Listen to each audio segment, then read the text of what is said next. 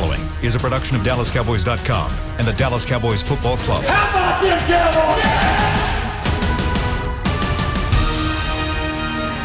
This is the Players Lounge, broadcasting live from Dallas Cowboys World Headquarters at the Star. Now your hosts, Barry Church, Danny McCray, Britt Johnson, and Newy Scruggs.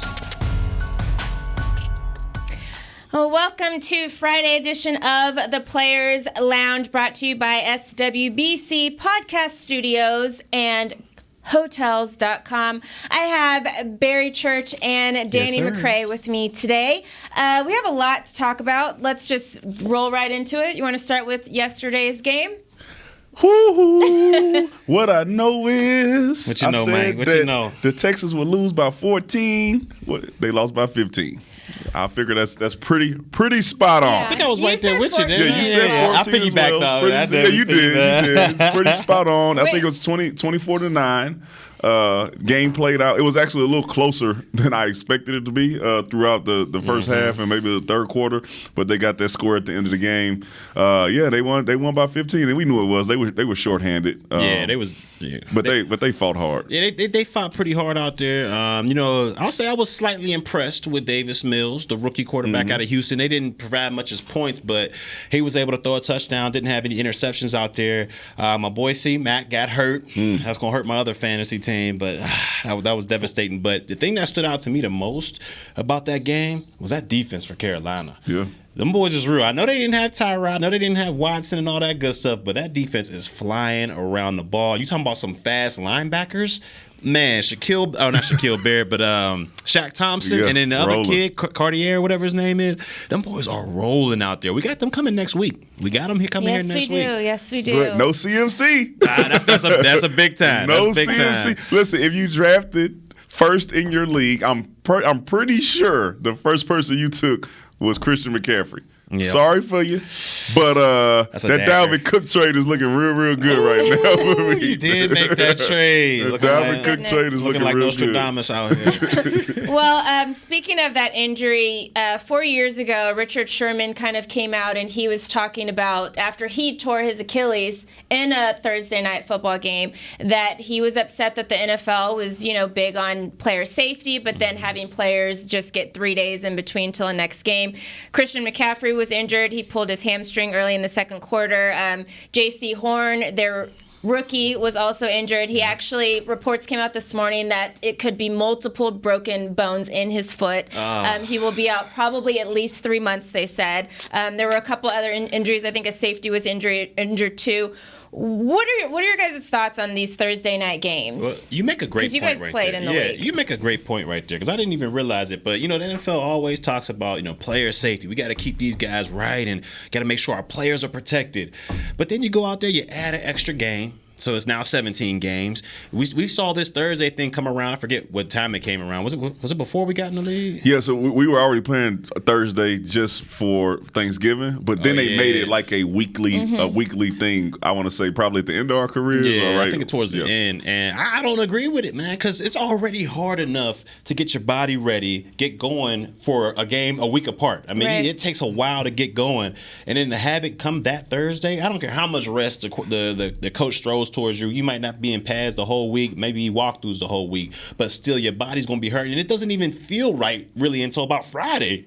So when you had that Thursday game, it's all about just mustering enough, not courage, but, I'm missing out the word right now, but you got to muster enough, whatever it is, moxie, whatever it may be, to get going on a Thursday. And that's when a lot of these injuries happen. Well, yeah, I told you I was a Toradol guy, right? Yeah. So I didn't start feeling the pain until Wednesday, right? So I'm like, oh, wait, but tomorrow we got to get back out there again. And usually you do see those type of injuries happens on Thursday nights. I will say this. I did enjoy playing on Thursday after the game, right? Because you get that, essentially another bye week, right? You get Friday, Saturday, and Sunday. You might come back in for Monday, then Tuesday's the off day, and then you start back on that next week. So I think it's a double-edged sword to some extent, but yeah, man, that player safety thing is crazy. Getting those guys out there like that, especially if you have the data that shows that these Thursday night games are really causing these type of injuries. If they figure that out, then they're gonna have to come up with something to help these dudes. And I don't understand why they don't just start Thursday night games during week 6 when the first or like after week 6 when the first teams have their bye week. So it's like maybe the guys that have their bye week, they play that first Thursday after the bye week. So you're not having those games so close together. We also found out today that Super Wild Card Weekend has added another day. So there's going to be a Monday night game. So there'll be 2 games on Saturday, 3 games on Sunday, and then 1 game on Monday. This actually kind of goes into my injury thing too, because now you're going to have one team, whoever plays on that Monday game, that is either going to have to play on Saturday or Sunday that next weekend. So they're not, now they're going into their second week of the playoffs, not getting that extra time that everybody else gets. So what are your guys' thoughts on that? And what are your thoughts on just that Monday game being added? Well, first, I'll say this. We all know why the Thursday night games are being played. All right? That money is there, right? So they're making a lot of money out whatever sponsors or who's buying it. NFL Network, Amazon Prime, Amazon Prime. Too, so the money is there, and this is a business, so we know how that's going. And I didn't even think about that, right? You got to play on Monday. And then if the schedule stays the same, you play on Monday and then possibly, they won't make those guys play on Saturday. But then you have to play again on that Sunday. That'd be crazy, especially for a playoff team. I wonder if it's like punishment, right? If you're like that last, because they added a team last year. If you're like that last team, are you like automatically playing on Monday? It goes by the seeds though. So obviously second's going to play 7th and stuff like that. So it's still going to go in that tier. So. Maybe Monday it'll be a worse team versus I guess it'll be an even team. The middle teams, like something in the middle, and then depending on the seeds will depend if you're going to play on Saturday or Sunday. So it's like they don't even know that part of it, which I think is, I don't know. I don't love it because yes, I get the money aspect of it, and I get fans are going to love it, but I just think players are going to hurt. Victor Cruz was talking about it this morning, and he was just saying like. Players don't like Thursday games, and I don't know if they're gonna like this Monday night game. Yeah, if I'm a player, I hate it. I'm like, man, I hate it. I can't believe this. What are we doing out here? So I'm definitely with y'all on the player aspect. But as a football fan, watching it all weekend, then you get that Monday too. I mean, it's like, we in football heaven right here. We get what is this? 2 games Saturday. 2 games Sunday, 3 Sunday, and then 1 on Monday. Oh, man, I'm all for it. I'm on the couch all day. But hold on, Church, because I don't want you listen, don't put those words in my mouth, okay? Because I've never been to the playoffs. So if you call me to play on Monday, I'm playing on Monday, all right? You call me to play on Wednesday, I just want to get to the tournament. Never made it. Yeah. Every time I left this place, y'all went to the playoffs, okay? True. I left to go to the Bears. Y'all come in there, y'all stump a hole in us, go to the playoffs. I'm out. Jason Garrett, don't call me back after he told me he's going to call me back. I'm at home, and I'm watching y'all in the playoffs, all right? And Church over here talking about, getting these playoff checks. I'm like, hey, come on, bro. Come on. We're in this together, man. So, Super Monday, call me, baby. Call me. If y'all need somebody get hurt, y'all need me. You watch Survivor. I'm in shape. Do you think those playoff checks, they should go up a little bit, huh? Nah, they ain't giving away no more bread. No more bread. Wild Card Weekend. Don't the players now split a percentage of the TV things with the NFL now? Isn't that that's something a good question. Happened in the new CBA? I thought so. That's a good question. I believe that is true. So I think they are splitting that money. The playoff revenue? Or the whole season? They ain't getting no more playoff. Yeah, the whole season. They ain't getting no more playoff money. But see, and that's the crazy part. That's the tricky part about it, right? The players do. Yeah, the ones that's making $200-300 million, it allows those type of guys like Dak Prescott and Patrick Mahomes to make more money. But the guys who are making minimum, they make it minimum. The money's not going to them. It helps them helps teams be able to allocate more money to the top 20% of their roster, right? So people are like, the players get more money. Yeah, some of them. Actually, a very small chunk of the players are getting a lot more money, right? Tell them to step their game up. Get in that top tier. And then Church got mad because they didn't want to allocate that money to him. See, I was salty too. Yeah, so I still hold a grudge. But you here. I am here. You right about that. Yeah, I'm overcharging for what they did to the Coke. Prohibition in this.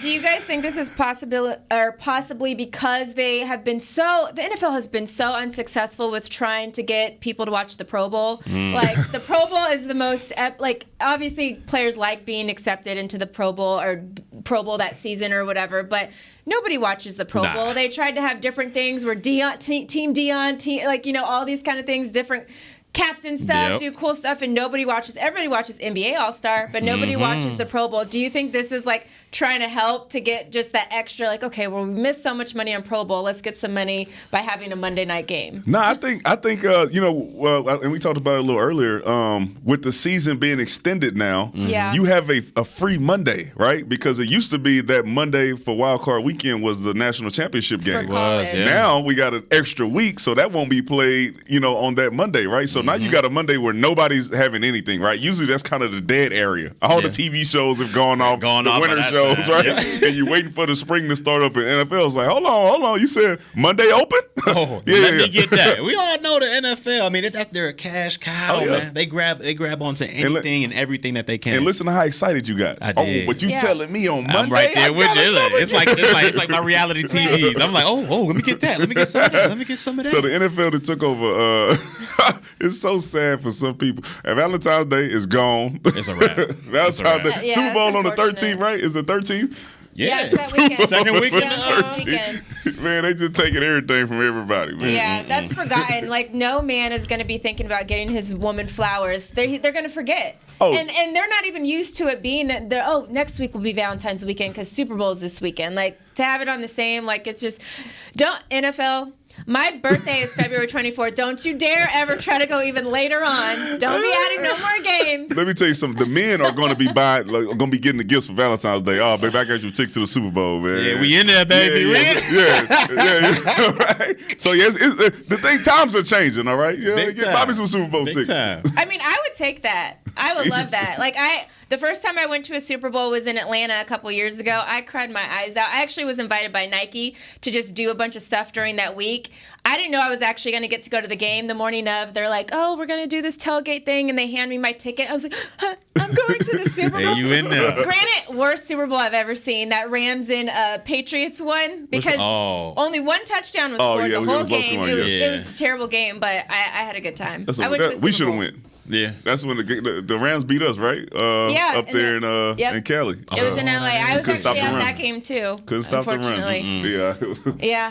Stuff happens. Yeah, it does. All right. Well, we have a lot to get into about the Cowboys, who will be taking on the Eagles on Monday, and we will do that right after the break.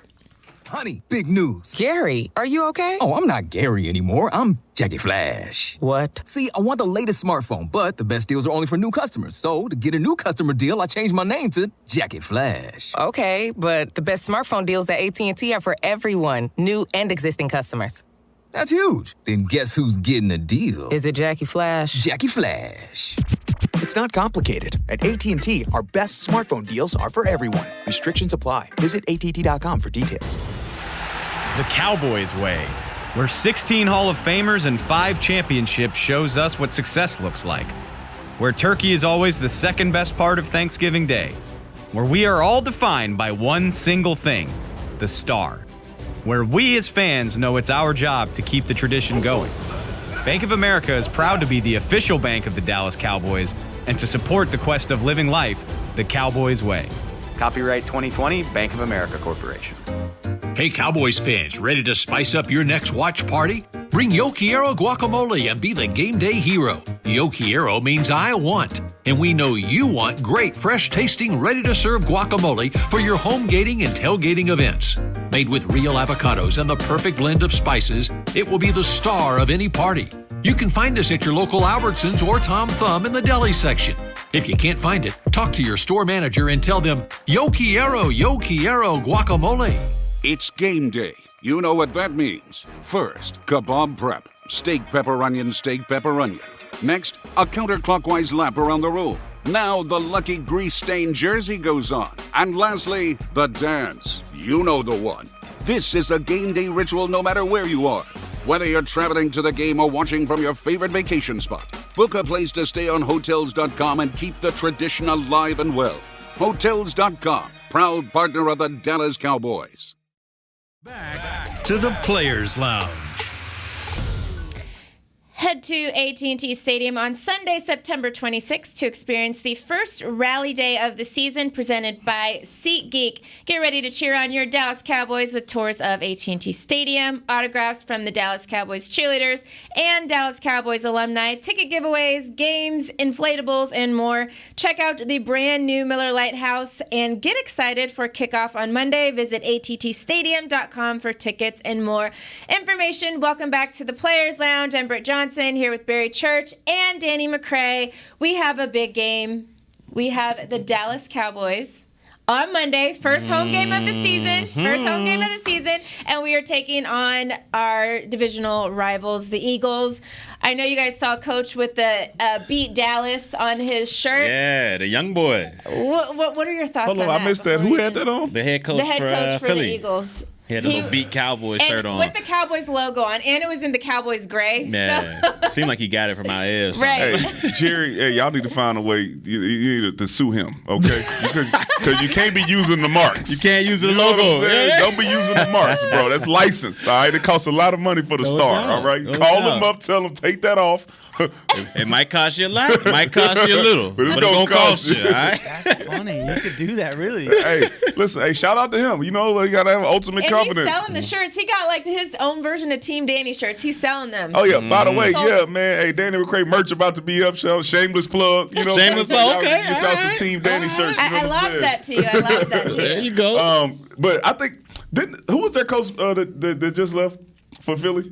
You talking about What's his name? Him and Carson's boy. Yeah. I think I remember him saying some stuff like that when they were coming to play us. That they were going to win the game. Yeah, they were supposed to wipe the floor with us or something like that. Peterson. Oh, Doug Peterson. Doug Peterson got himself in trouble doing that same when stuff. he was there. All right, so he did. Somebody didn't learn from it. Okay, I'm picking the Cowboys to win. Yeah. So burn that shirt. Burn that shirt. Do yourself a favor, burn that shirt. You done messed up, player. You done messed up. We coming to put them paws on you. Like my boy T still did last week. We putting paws on people. And look, man, I love it because I love all the responses we've been getting from Dallas. They asked Zeke the same thing. Zeke says, "Nah, we good. We focus on what we got to do." Same with McCarthy. "Nah, we good. We focus." So it shows me these guys, they're not going to reach down to that petty level and try to respond. They're just going to respond on the field. And usually when we got that focused form of Cowboys, it turns out good. It turns out good for us. So I'm loving what I'm seeing out of my Cowboys as they get ready for this Philadelphia Eagles matchup.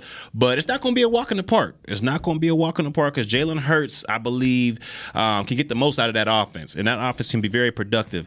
But on our side of things, our young defense, that defense is rolling. My boy Danny from the jump. You're going to be surprised when you hear my take. Said, ooh, I want to hear it. I want to hear it. We're going to wait till we get to predictions and all that. But we going to drop it on this? Oh, absolutely. All right. Absolutely. But we got to make sure young 42, the new 42, Keanu Neal, we got to make sure that man can get in there. So whatever you got to do, mask up, make sure you get whatever you got to do to get these negative tests rolling, get them things rolling because we need him in that spot, especially if we're going to move Parsons to DN and try to get him some rush on Jalen Hurts. But overall, I'm feeling good about this Cowboys matchup. Cox, that's okay, bro. We'll be all right. Did you just say Jabril Cox? He's gonna step in. I'm not saying he's gonna play as good as 40, but it's like I don't think it's gonna be a huge drop off. Okay? What? I think he's gonna be okay if he gets his chance to get in the game and shine. I think he's going to play well. He's gonna play like a rookie, but he's gonna play fast. He's gonna go hit something. And Jalen Hurts in his second year, he's gonna be okay. Ain't no way we seeing Cox out there, man. I mean, we got. He ain't just gonna jump over Vander Esch and Smith. You know, as much as we may. He might in the nickel. He might in the nickel. Big nickel. Listen, let me tell you something. Them two tight ends they got can play ball. They rolling. If they start working on you, they gonna have to find a solution. My man Dan Quinn, he ain't gonna sit there and let them kill us like that. All right, true. Especially if you know you got young talent back there. It's been said that he looked away in training camp, in practice, that wasn't so good. When he got in to play in the game and the lights were on, he was a whole different guy. The lights don't get no brighter than Monday night football. This is prime time. Yes, divisional game. It don't get no bigger than rival? that. So I'm just, if that's how he is, No disrespect. He's going to be a hell of a guy. No disrespect, Ertz but is out right now. Yeah, and Ertz is out. Ertz is out COVID. too. Oh, Ertz is in COVID. Yeah, right. COVID. But he wasn't really playing all like that anyway. Yeah, and listen, But we hoping 42 going to play, so Hurts might. No disrespect. Might I just hope Cox don't come in there like Danucci, because we saw what happened when the lights was too bright for Danucci on there on Monday night. So we're not wishing that on no. Don't come in there like Danucci. I was saying it right. Don't come in there like Danucci. Don't do no LSU tackle like that, bro. I'm just I don't do your Toledo people like that. Just saying. I give Kareem Hunt everything. Hey, Y'all give him all this love. You know, when we get to the league, Toledo, I'm just saying. we shine. I'm just saying. When LSU get to the league, we shine. Okay? Well, I'm not going to mention Jamarcus Russell. I'm just not. I'm not forget about that. You know, we all fall. About that we all have. One of the biggest busts in NFL history. We all have. I was rooting for him too. But you know what Jamarcus will tell you? I got 60 M's. He did get I was rooting for him. Yeah, I was rooting for him. that was tough to watch. It was tough to watch. We're going to talk about keys to the game, but obviously let's start off with like one that kind of everybody's been saying all week, and that's about containing Jalen. Jalen is actually only 84 rush yards away from joining Lamar Jackson as the only quarterback since 1950 to have 500 rushes in his first 7 career games as starting. Is he going to do it this game? He has 144 so far this season. He leads the team in rushing. How do we contain Jalen? Well, if we're talking about defensively, I mean, we got to have some very disciplined defensive ends, and as well as just a very disciplined game plan going in. You can't have guys playing hero ball out there. And what I mean by that is you can't have guys, you're responsible for the A gap or you're responsible for contain. Oh, I see the ball going that way. Let me, disregard my responsibilities and go try to make every play out there. That's how you get hurt. That's how guys can sit there and say, okay, let me set him up with a little play action. Let me set him up with a little read here to make him bite and get rid of his responsibilities. And I'll go ahead and take that edge. That's what we can't have. Because if we let this guy become what he's comfortable in, and that's a dual threat quarterback, if we let him do that, it's going to be a long night for the Dallas Cowboys. So we got to keep this guy contained. We got to be disciplined. And I'm sure DQ or not, what is it? Dan Quinn, DQ. Right, DQ. I can't believe I called him his hat that. backwards. I'm sure he'll draw up something to confuse this guy. Because that's another aspect of the game. He's still young. He's still a second-year quarterback, so he hasn't seen all the defenses out there. So I'm sure Dan Quinn will hatch up some type of plan to kind of confuse this guy, get him to make decisions before he's ready to, and hopefully we can take the ball away that way. But if we don't contain him and we don't have him off balance, it could be a long afternoon. We got a special guy, man. 4.35. Yeah. Not many people have a 4.35 linebacker on their team, and I'm talking about my man Michael Parsons. When you run an official 4.35, if your coach puts you in the right position, when you're playing a spot like that and you're trying to shut somebody down like a Russell Wilson or Lamar Jackson, it's very helpful to have that type of speed. And I think Michael Parsons is a see-ball, get-ball guy. Mm-hmm. All right, so they're gonna say, hey man, at some points in the game, you look at that guy. That's yours, all right? If he runs this to the left, you go to the left. He go to the bathroom, you go with him. And we seen that if Michael Parsons is keyed in on you, he's going to make the play. So I got ultimate faith in the fact that if it's Michael Parsons versus Jalen Hurts, that we got the upper hand in that. What do you think is the best, if we're going to put Parsons on Hurts, what do you think is the best way to do that? Having him down in the defensive line or having him back in that second level as a linebacker? I think you got to mix it up. Okay. I think you have to, if you're going to spy him, right? If you're going to use him as that guy, you can't just have him sitting in one spot so they know exactly what he's doing, right? Because all of a sudden you can run a screen and get a lineman on him. You can figure out a way to get him blocked. I think the best thing you can do is have him on the right, have him on the left, have him lined up over the center like you saw against the Texans in that pregame. Mm-hmm. You know what I'm saying, to confuse the coverage, and then he dropped back. And he plays it from depth, or he can rush the running back and then have contain on that side and Randy Gregory on the opposite side. Mm-hmm. Dan Quinn's going to come with creative ways to make sure that we keep him locked in as much as we can. We're not going to stop him from rushing the entire game, but to minimize his rush yards is the goal. If obviously most people want Micah Parsons to be the guy that's the spy on Jalen Hurts. If he is not, who would you say is second best to be that spy if he's, being more defensive end kind of guy in the game? It's going to sound crazy. Don't you say it. Okay, all right. Listen. Because they have NFL experience. Because they have NFL experience. I'm going back and forth between Jalen and Van Der Esch. All right, you got to give them a shot. Mm-hmm. They're the guys. They're the established guys. Give them a shot to try to get it done. If it doesn't work, I'm not waiting to the second half to put in Cox to see if he can be that guy. Quick leash. Only in those situations, though, right? Because you still got to defend more than just Jalen Hurts. The run, all that stuff. But if you get to a situation where it's 3rd and 8, right, and this is where this dude is scrambling, right, when everything breaks down, that extra running back is what he becomes because he can get around that edge and get those 8 yards. Oh, yeah, he's getting spied. And I'm going to start with those two, see how they do. They do well, more power to them. They don't, I got my LSU guy coming in and see if he can make it happen, because what you know is you're not giving him that much responsibility. What you're saying is that is your guy. When you give a football player an opportunity to pin his ears back and play fast and not have to think, that's when they usually play the best, especially a rookie in his first game on a Monday night against the Eagles. Yeah, no doubt. What do you think? So to me, if I'm Dan Quinn and I'm sitting and I'm like, look, man, we got to figure out a way, somehow, some way to contain this guy. And we're talking just third downs or just passing downs. I might throw in a little dime. I might throw in a little dime or some type of big nickel situation, and I'm bringing in a guy that I believe, needs to get more playing time because he's playing well, and that's Javon Curse. I mean, this guy at safety, he's a bigger dude. He's 6'4". I think he's about 215, 220. So he can do some damage down there in the trenches. He can play that role down there, and he has more than enough speed, more than enough athletic ability to be that spy down there against Hurts. And not only spy against Hurts, but he can get in the coverage as well and be in those windows, those zone windows or those man windows to help deter, Hurts from throwing the ball that way. So if it's me, I'm going towards a dime look, maybe take one of those linebackers out, especially if we have Parsons down at the defensive end. I don't want, Jalen and LVE having the responsibility of containing Hurts because, no disrespect, but I'm not sure they can accomplish that. So I'm taking one of those guys out, have a big nickel, big dime, put Curse in at that position. Let those guys, either rush on their running back or spy, because I don't want to have them two guys going at it versus Miles Sanders. I don't think they can do that as well. So I'm going big. Who's the two starting safeties in this package? In this package? Wilson's gone. I thought he was back this week. Because I'm saying if you move it, Curse. Curse or not Curse? Kazee and Hooker got to be back there. Kazee and Hooker got to be back there. I thought my man. I forgot Wilson was still down. I thought he earned some more playing time. I thought my man Curse earned some playing time at the safety position.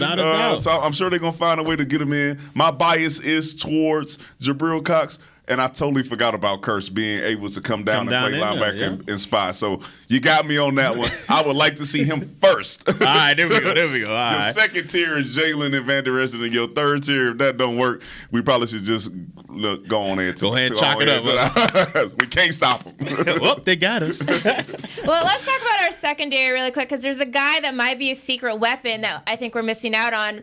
Trayvon Diggs. Let's not forget that in college he played with Devontae Smith. So in practice, he was saying that he's like, I win against him every day in practice. So I already know what he's like.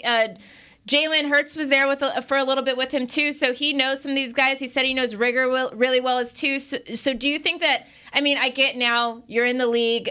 There's different schemes, different things going on. But do you think that is somewhat could be an advantage for him because he has played against him in practice and as a teammate? Yeah, I think so. I think having a beat on the receiver specifically, right? If you're guarding him, I think being familiar with him and what he likes to do and seeing him in practice and doing all that is an advantage. But I still believe that this is probably the best chance that our defensive backs have to be dominant in the game. Jalen Hurts is not this quarterback like Tom Brady or Justin Herbert. Mm-hmm. So we have an opportunity to get out there, get our hands on some of those balls, make some plays, and really be dominant in this game. So I think we're plus in almost every matchup, and even with Anthony Brown and us saying that he hasn't been playing as well, I think this is his best opportunity to step up and show that he's a serviceable cornerback in the league. Yeah, I'm with you 100% on that one. I feel like this secondary can be dominant against these pass catchers for the Philadelphia Eagles,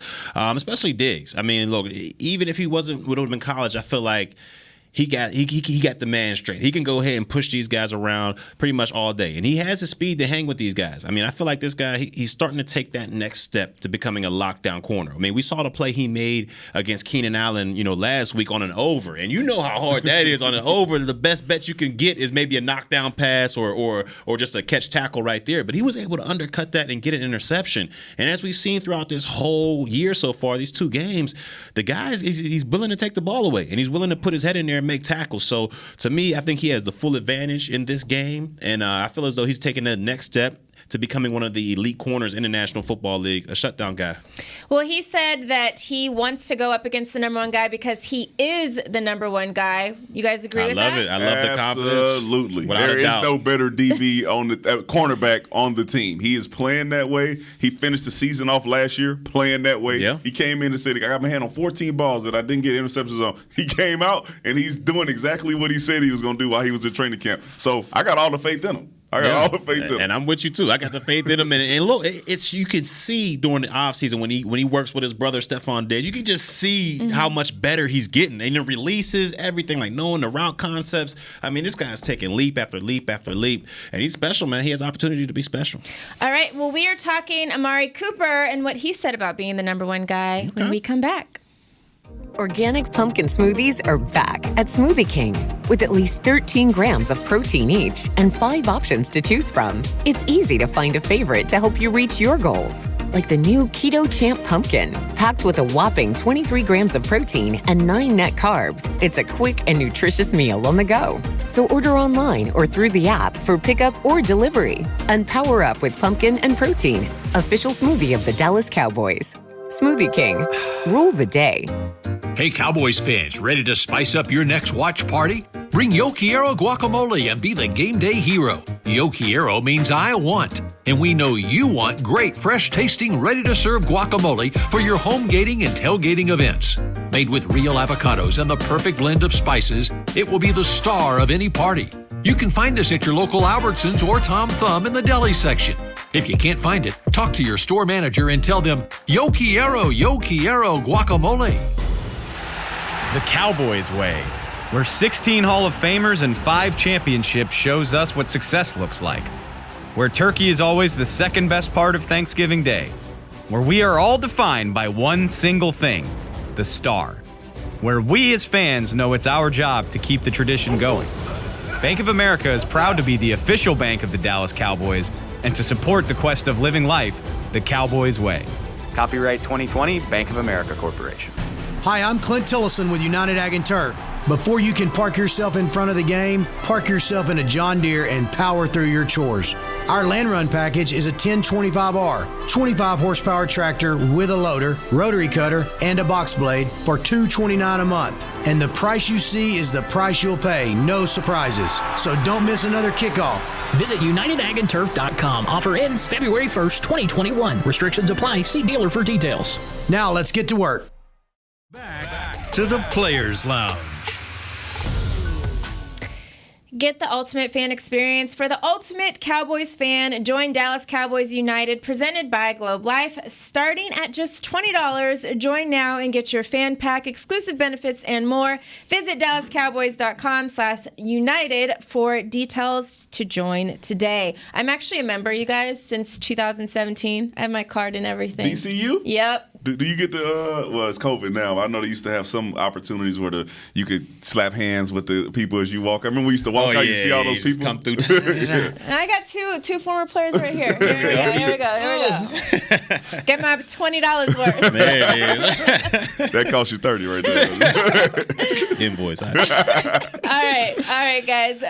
We got to talk Omari Cooper.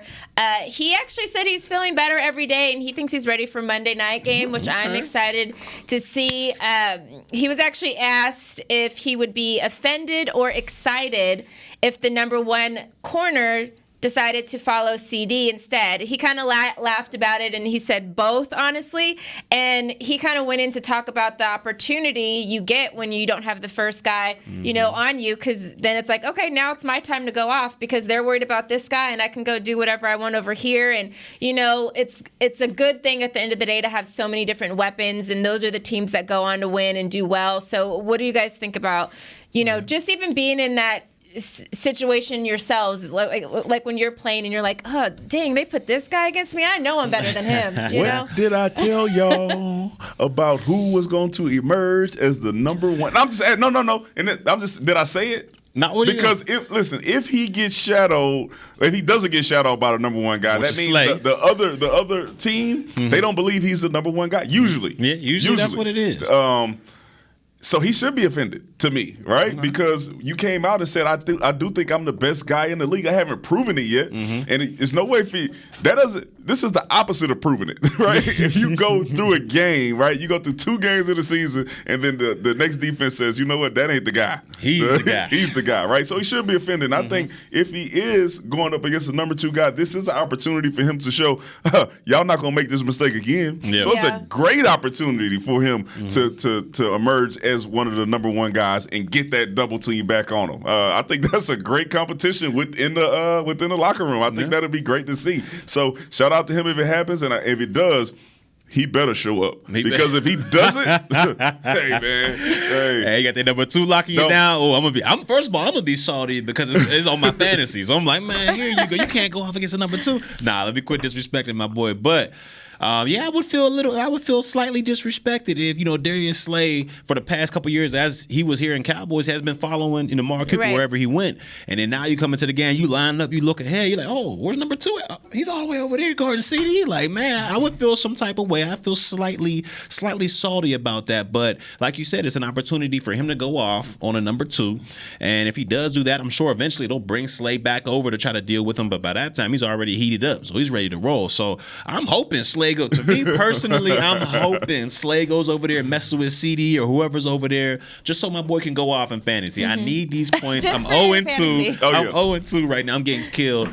And my boy, please, my boy, give me something out there. Britt, fantasy is the only thing that matters. That's it. I disconnected. I can't play. I disconnected from like the actual game long ago. Now fantasy football brings like a different thing. Like now I'm like more in tune with. Usually just watch it. I watch the Cowboys. Yeah. Don't even pay attention to the rest of the games. Now I have a reason to go on and watch it, and then it also gives us more to talk about on the show because you're watching players outside of the Cowboys players. And right? I'm sitting there and I find myself it's 3rd and 1, 3rd and 2. Man, get a ball to Coop. What do you mean? Just hand the ball off to Z? No, get a ball to Coop. It's 3rd and 2. Like I start to tripping. Yeah, I start to tripping. My team, listen, if you on my team, y'all could be down by 30. I'm ecstatic because I know that now you got to try to pass the ball. Yards, get them garbage points. I don't care about the outcome of the game at all. I'm just like, hey, man, you got down to the inch-yard line. And I got the receiver. I'm mad because I know you gonna run it. Like that's the way I'm looking at the game now, which is fun. It's exciting. Yeah. And like I said, it helps us on the show as well. Yeah. Would you guys say it makes a difference? Because obviously the Eagles, this is a team we see twice a year. A team like the Chargers, you see them once every 4 years. Do you think that it makes a difference on who you're playing if you're up against the number 1 guy? Because sometimes it could just be like, we're just trying to figure out this team because we don't play this team ever, compared to obviously the Eagles. He sees Slay a couple times a year, you know what I mean? So that would be to me, I would feel like that would be a bigger hurt. But coming from a player's perspective, is it a difference if it's a, divisional game compared to just a team you see every couple years? Nah, I think if you're the number 1 guy, you're the number 1 guy. Yeah, you're the number 1 guy. And everybody should know it. I'm going to list them. DeAndre Hopkins, Devontae Adams. He's getting doubled. Like these guys, no matter who they playing, what division it is, whatever, they are going to see the number 1 guy because they have to be stopped. The offense the passing game usually runs through them, right? And that's why I say for us, it's no slight against Omari, but the way Kellen calls the plays, we don't have like an ISO, right? Like it's like basketball, right? If LeBron James gets in the ISO. That's what it is in terms of football when Devontae Adams is going up against somebody. You're like, hey man, you got to one-on-one, you got to beat him. For us, Kellen doesn't do that. Yeah. We got Tony Pollard coming on the screen. So many options. Yeah, we got That's a good problem. So it's different. It's different for us. And to me, that's why I never understood, as a DC, and you going against an elite receiver, like you going against a Randy Moss, a Calvin Johnson, even when we went against Calvin Johnson, why didn't we just double team this dude? Like I never understood how if you got a number 1 threat, a bona fide number 1 threat like Devontae Adams, and then you got the second dude who's way down here, why wouldn't you just double Adams, double that guy, and make the rest of them beat you? Now, if they go out there and the second guy, third guy go off, so be it. Y'all beat us like that, y'all deserve to win. But I never understood. Like when we went against Calvin Johnson, let's just shade the safety over there. No, double that dude like he's a punt. He's on punt. You got to vice him. Do something because he's the only way this offense is going to be productive. So to me, I never understood that. If I was a DC, I'm doubling everybody. I will say this. It didn't work when we tried either. That boy went for 320 something. I think they were finally listen. To go into that. Okay, I don't think that was good coaching. Okay, we talked about D. Ware going into the Hall of Fame for doing what? Being a pass rusher. Yeah. When Calvin Johnson went off on us for 300, D. Ware was the curl dropper and covered 2. Yeah. And Calvin Johnson repeatedly ran 20-yard digs right behind D. Ware. Boom. Right behind him. Boom. Boom. There's another 20. 20 There's another 40. For he had over 300 yards. I think that was just bad coaching. It was just bad coaching. Okay, well, we got matchups. This is a team that sees each other twice a year. We are rivals. My favorite matchup that I'm excited to see is going to be Zach Martin and Fletcher Cox. Ooh. Just because this is a rivalry. This is a back and forth that's been going on. And, Cox has that, what is that other guy's name on the other side? That's like young. Right. He's a young new guy, but he's been doing a really good job. For the Eagles? Yeah. I can't even think of his name. Ingram, Fletcher Cox. Sweat. Anyway, Hargraves. Is it Hargraves? It can be like a one-on-one situation here with them just because Cox doesn't have to do anything else, and he's still killing it. People always try to, these guys are getting older. No, looks like same as 2-3 years ago. So I have this as my top matchup. What do you guys have? What should we be watching in key matchups for this week? My key matchup, if I'm joking, I'm saying Tony Pollard versus Zeke Elliott. If I'm being serious, though, it's literally whoever 11 is lined up on. Okay. I want to see if he's lined up on offensive tackle. That's the matchup that I'm looking at, right? Okay. How does he win that matchup? How does it help us defensively against Jalen Hurts? If he's lined up at linebacker, then it's him against Jalen Hurts. Yep. I'm interested to see how that shakes out. There's a 4-3 guy able to stop a running quarterback because in the league, you're going to see these guys, right? Do we have an answer for mobile quarterbacks? So I'm looking at 11, and wherever he's at on the field, I'm looking at the matchup that he has. All right, for me, I'm going to do kind of a 2-on-2 scenario here. I'm going to do Jalen Hurts, Miles Sanders versus whoever they trot out there at linebacker. I wish it was Parsons, but we don't know. If it's Van Der Esch and Smith, all right, I'll take that as well. But I want to do that matchup right there because last year and throughout a lot of the times last year, we got exposed from running backs coming out of the backfield, getting yards after the catch, 3rd and 5s, getting all that good stuff. So I want to see if those two are the linebackers, if Smith and LVE are the linebackers, how have they grown? Are they able to go out there and get coverage in? Because last week, they actually played pretty well. They played pretty well last week. I think Smith led the team in tackles out there. Van Der Esch was all over the field, had him a sack as well. So if they've grown to the point where we can handle these running backs out of the backfield, we can do all that stuff, then you're in an advantage because you can put Parsons while D Law's out. You can put Parsons at that defensive end if these two guys have grown into the linebackers that they once were. So to me, I'm interested to see that matchup and how that boils down. I still think the Cowboys have the advantage, though. Well, let's get into who's going to win this game because this is a big one, and we actually have kind of, issues in here sometimes because we're very competitive, and we break it down to the little things because you guys kind of tied. I still think I'm in the running. You were in the running for sure, but you lost. I won last week. Oh, you did. I won last week, and I'm trying to come back. I'm trying to come back. So, what is the spread this week?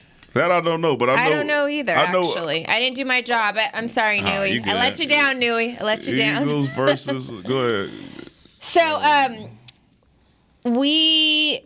4. Okay. Thank you. C, thank you so CB much. the Great back there, man. Thanks, appreciate Chris. you, CB. All right, so the spread is 4. Oh, you got to go first. And I'm going first. So you can't pick it back up. But you didn't get on Barry for picking. Okay. But he admitted it. He said, I piggyback. I threw it for the joke. I piggyback. I have the Cowboys winning by 7. Okay. I'm picking the same thing that I did last night.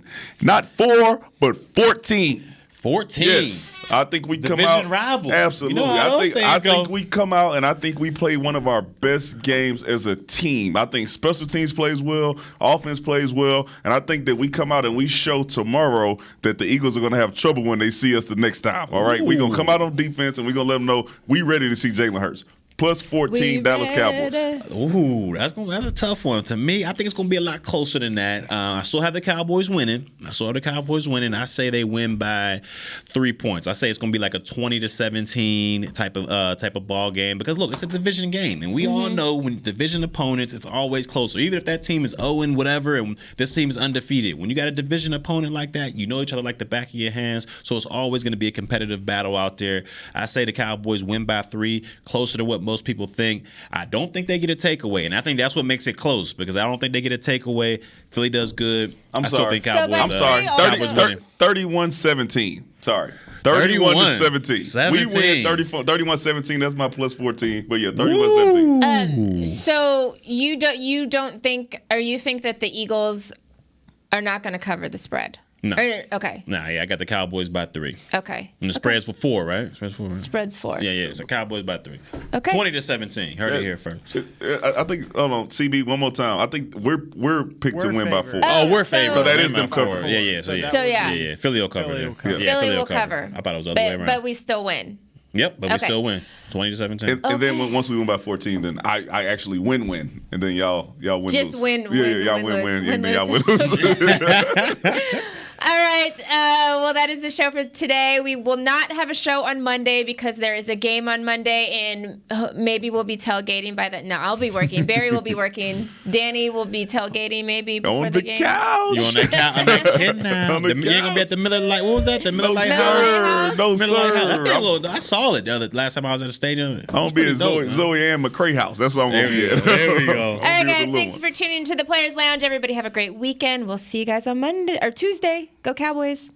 This has been a production of DallasCowboys.com and the Dallas Cowboys Football Club. How about this,